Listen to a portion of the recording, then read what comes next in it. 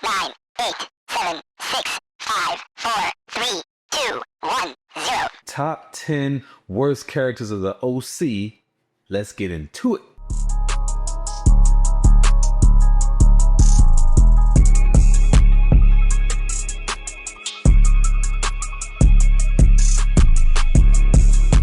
Welcome to Black Guy White, shows breaking down white TV one black hot take at a time. And today we're talking about a white show, the OC, and I am a black guy. I am the curator of fine television, Jason Davis. California.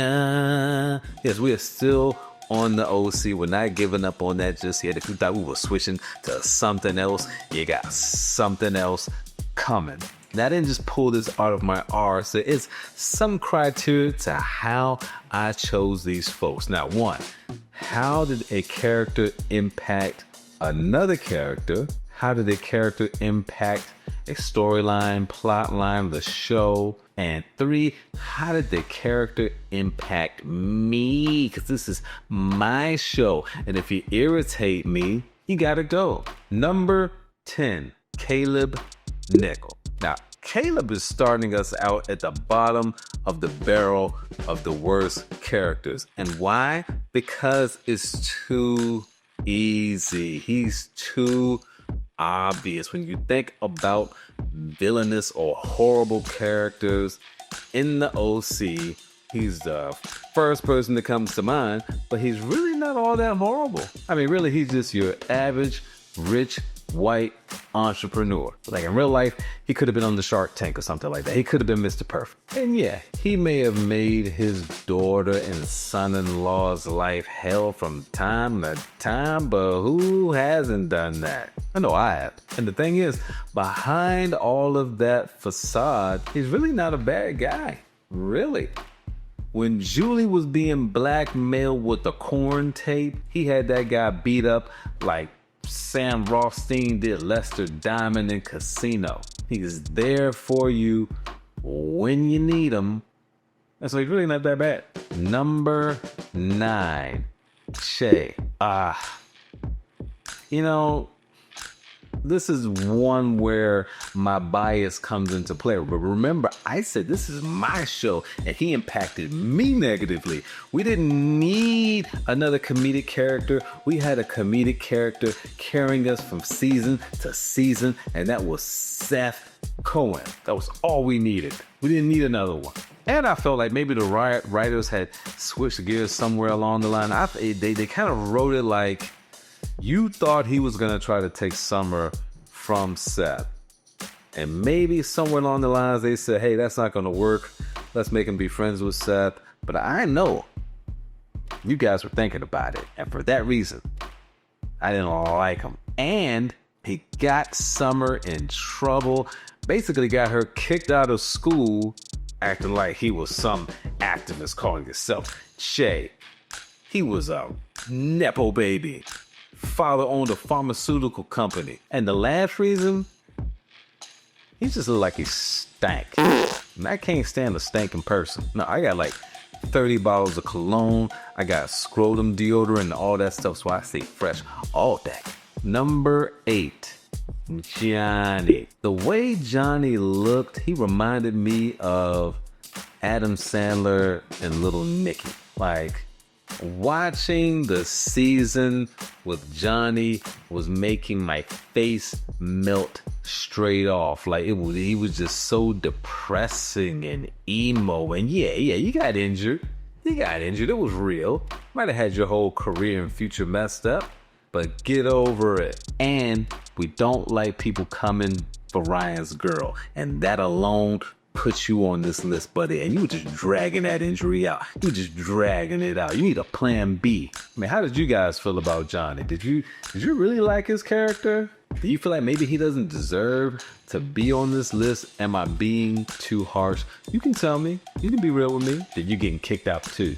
Number 7, Jimmy Cooper. Jimmy Cooper. I really wanted this motherfucker to be number 1.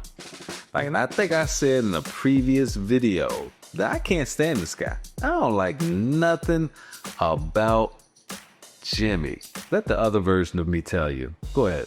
This man can't stand nothing about it. Okay, can't stand the way he dresses, can't stand his hairline. You're right. Here's where we separate on this list the men from the boys.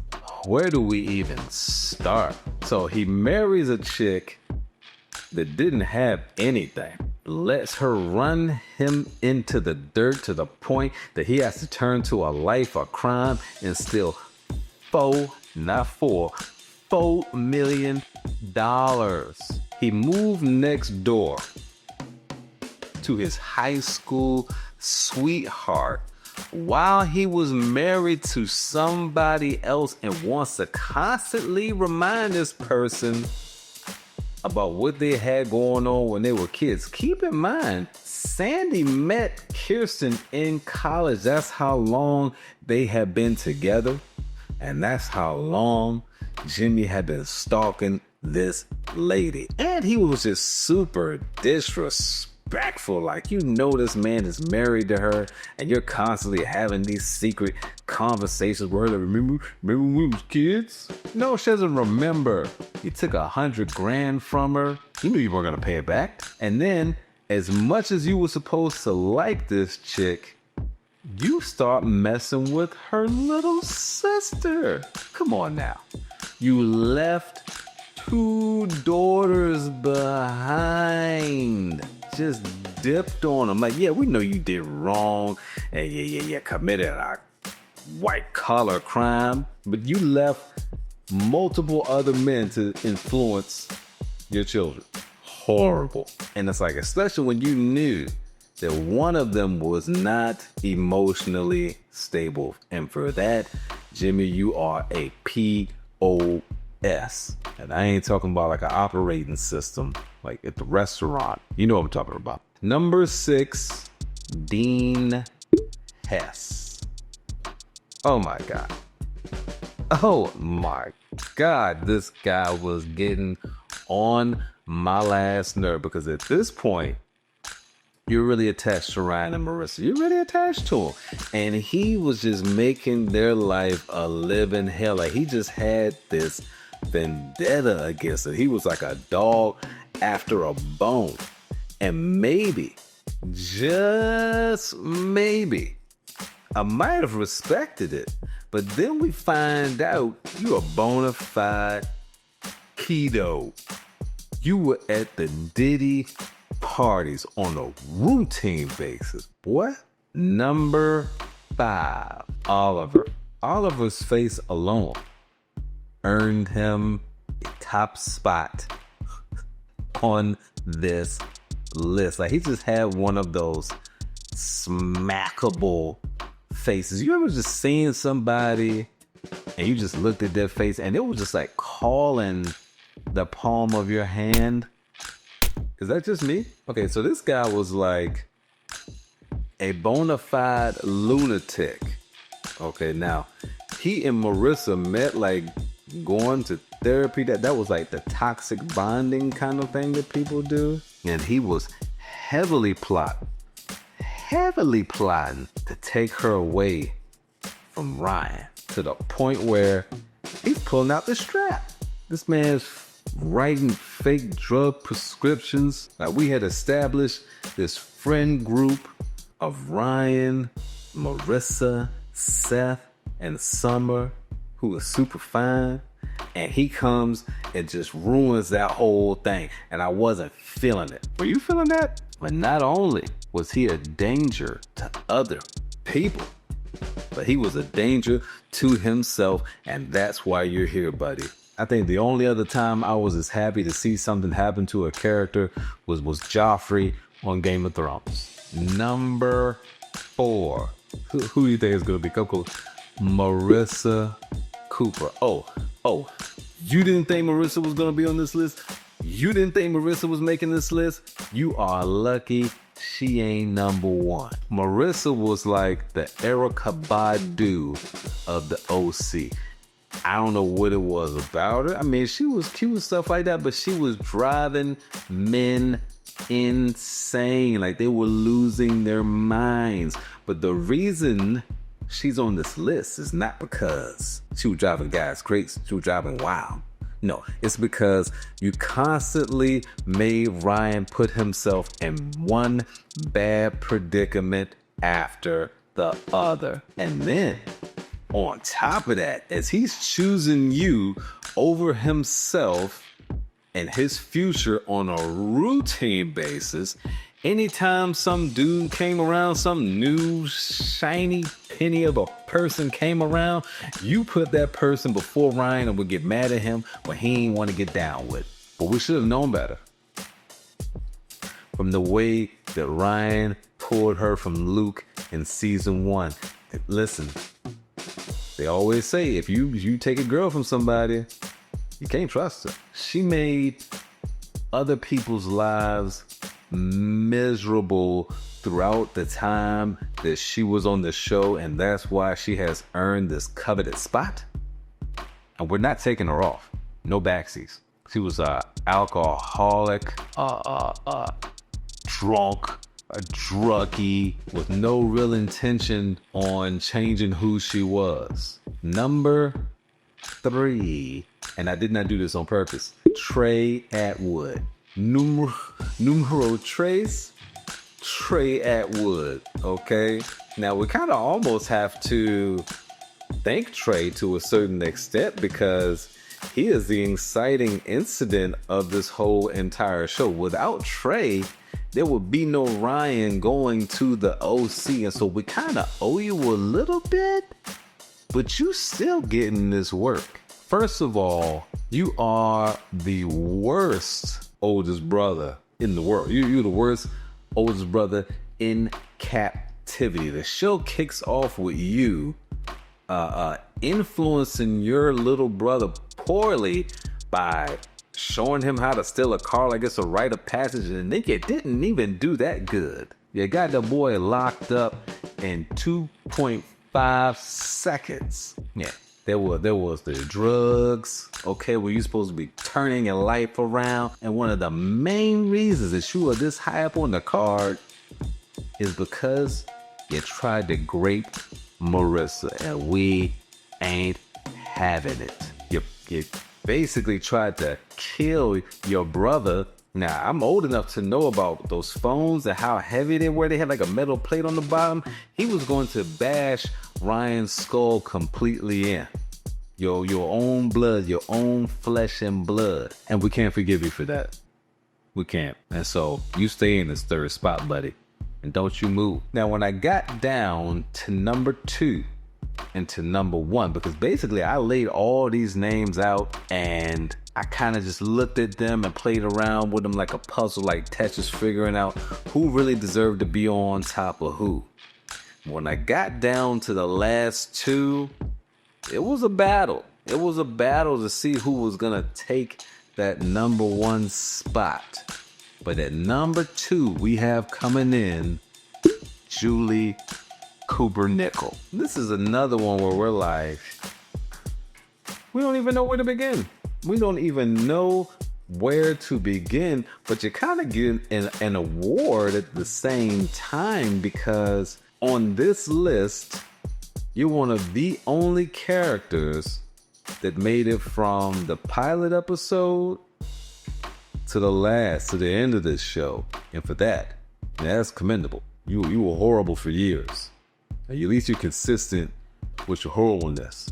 Now, this lady made her husband, who took her out of the trailer park, took her out of 8 Mile, turn to a life of crime.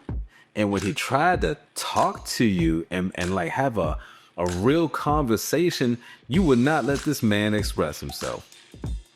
And then when it gets exposed that he's committing crime to provide, because a pony is not providing to provide for the family, you left immediately post haste and made moves to remarry. You had an affair with your daughter's boyfriend. Now, I believe it was said somewhere in the show that Marissa and Luke have been together since they were 12. So you watched this boy from a 12-year-old. You're a groomer. You watched her from a 12-year-old grow up and you thought it was okay to have relations with this man? Disgusting. In the words of the immortal Summer Roberts, ew. You tried to blackmail Kirsten, who was your only friend. You were a pimp. You had a corn tape, and this ain't like, a corn tape leaking from your phone and getting hacked or something like that. Like, you had a actual real tape. It was like a VHS. Do you know that takes like intent? Like, they have to set up lighting and cameras and stuff like that. You hated on Ryan from day one. When out of everybody here, he probably was the most honest, nicest, and had the most integrity out of everybody on the show. Number one. Right. Before we get to number one, there's a couple of honorable mentions. There's Charlotte, the lady who met Kirsten and what was supposed to be like rehab, but really was trying to con her.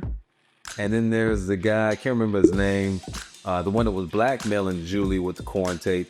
And both of them are kind of like similar to me, those characters, and that's why he didn't really make it. And they're just honorable mentions. And Jimmy again. Jimmy gets 2 spots on the list because I just don't like it. I just don't like it. That's a testament to the guy that played him. But number one, you already know who it is. You already know who it is. I don't even have to say who it is because after listing all these people, there's only one person that's left. Volchok. Why? One word. Marissa. Marissa. Marissa. Marissa. This man helped to unalive one of the most beloved characters on the show, period. Now, it went on without her. We had Taylor and stuff like that, but she was a very important part of the show. She was a part of the seams, the fabric of this show, and you helped to unalive her. You are a horrible influence. Just toxic. Drugs. You're hanging with homeboys, is graping women. You're not doing nothing about it, which means you probably were involved with it too. And the graping itself gets you like top tier levels of any list that I create. And again, you mess with my boy Ryan. You made Ryan steal a car and you left him for dead. But at least he actually survived. But Marissa. All right, man, that is the top 10 worst characters on the OC. We'll be coming back with the top 10 unsung characters of the OC. What would you think about the list? Were there people that were missing?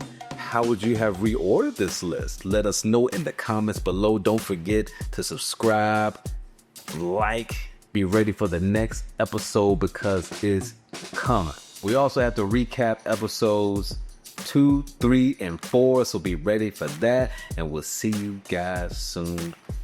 Peace. I'm in my prime. I'll be a huckleberry. I got 2 guns. One for the both of you.